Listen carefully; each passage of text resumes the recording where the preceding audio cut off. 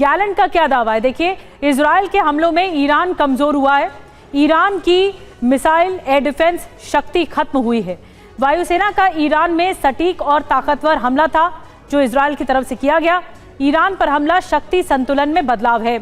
जंग में इजराइल पूरी ताकत में बना हुआ है, पूरी ताकत के साथ। अब मायने क्या है ये देखिए इनके बयान के। जवाबी हमलों को कमजोर बताने वाले ईरान को जवाब है, ईरान को धमकी है ताकि दोबारा हमले की हिमाकत ईरान न करे। इजराइल विनाशक जवाब देता है, दुश्मनों को सीधा संदेश देता है। ये इजराइल ने इस संदेश के जरिए साफ कर दिया। बीते 1 साल से ईरान अपने प्रॉक्सी संगठनों के जरिए इजराइल से जंग लड़ रहा है, लेकिन उसे कोई खास कामयाबी मिली नहीं है। ऐसे में अब ईरान ने इजराइल को दहलाने की नई साजिश रची है।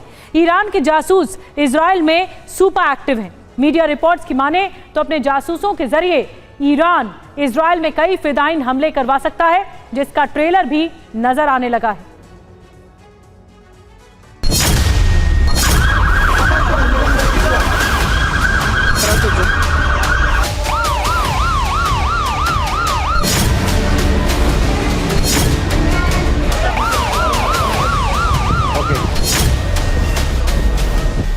रविवार की सुबह इजराइल में हड़कंप मच गया, जिसकी वजह थी ग्लिलोट से आई ये तस्वीरें।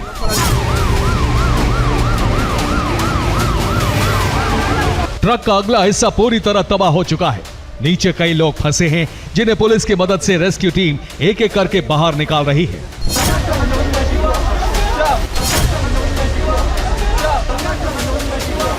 हर तरफ अफरा तफरी मची है। एक के बाद एक एम्बुलेंस घायलों को अस्पताल पहुंचा रही है। ये तस्वीरें इजराइल में आने वाले बड़े खतरे का ट्रेलर माना जा रहा है। माना जा रहा है कि अब ईरान प्रॉक्सी और बारूद के बगैर इजराइल को दर्द देने की तैयारी कर चुका है और ये उसका पहला चरण है। दरअसल 27 अक्टूबर के दिन एक ट्रक ने बस स्टॉप पर खड़े लोगों को कुचल डाला। ये दर्दनाक घटना ग्लिलोट सैन्य बेस के पास हुई, जिसमें 5 लोगों की मौत हो गई जबकि 50 लोग घायल हो गए।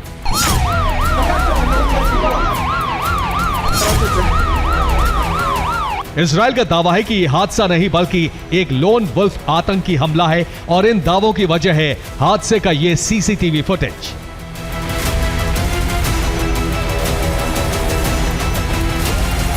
तस्वीरों में नजर आ रहा यह ग्लिलोट सैन्य बेस के पास मौजूद बस स्टैंड है, जहां कई लोग खड़े हैं। इनमें कई इजरायली सैनिक भी मौजूद हैं।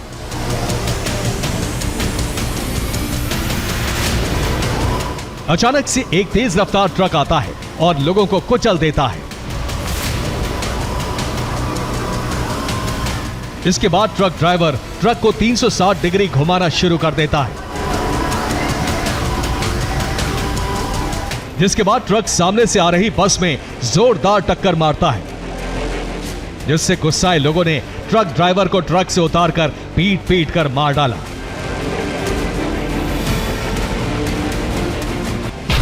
हमलावर की पहचान रामी नसरल्लाह के तौर पर हुई, जो इजराइल के कलान सावे शहर का रहने वाला था।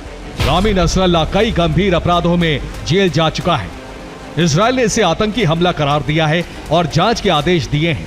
नेतन्याहू सरकार में मंत्री इतामार बेन-ग्वीर ने अपने एक बयान में कहा, इस घटना की जांच एक आतंकी हमले के रूप में होगी। मैं उन नागरिकों को पूरा समर्थन देता हूं जिन्होंने हमला करने वाले शख्स को मार गिराया। वो एक आतंकवादी था।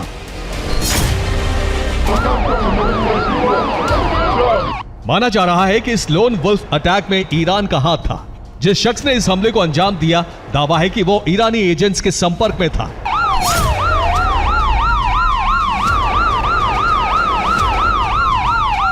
दरअसल हाल ही में इजरायली खुफिया एजेंसियों को इजराइल में ईरानी एजेंट्स के एक्टिव होने की खबरें मिली थी, जिसके बाद से इजराइल देश में मौजूद ईरानी एजेंट्स के नेटवर्क को तोड़ने में लगा है।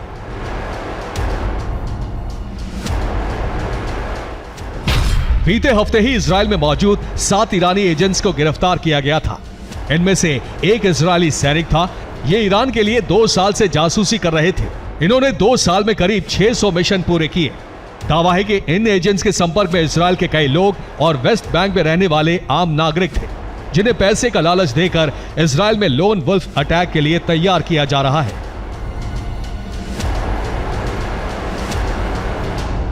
मोसाद की रिपोर्ट में दावा किया गया है कि इस काम में ईरान की मदद तुर्की कर रहा है। तुर्की के रास्ते ही एजेंट्स ईरान तक जानकारी पहुंचाते हैं। मिशन के लिए एजेंट्स को पैसा भी तुर्की के जरिए ही पहुंचाया जाता है।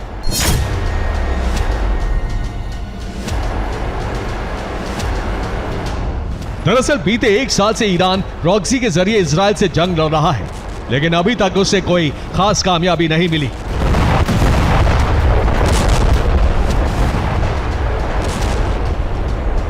ऐसे में माना जा रहा है कि ईरानी एजेंट्स अब लोन वुल्फ अटैक को अपना प्रमुख हथियार बना सकते हैं, जिसका ट्रेलर 24 घंटे पहले ही तेल अवीव के पास ग्लिलोट में दुनिया देख चुकी है। Bureau report, TV9 Bharatvarsh.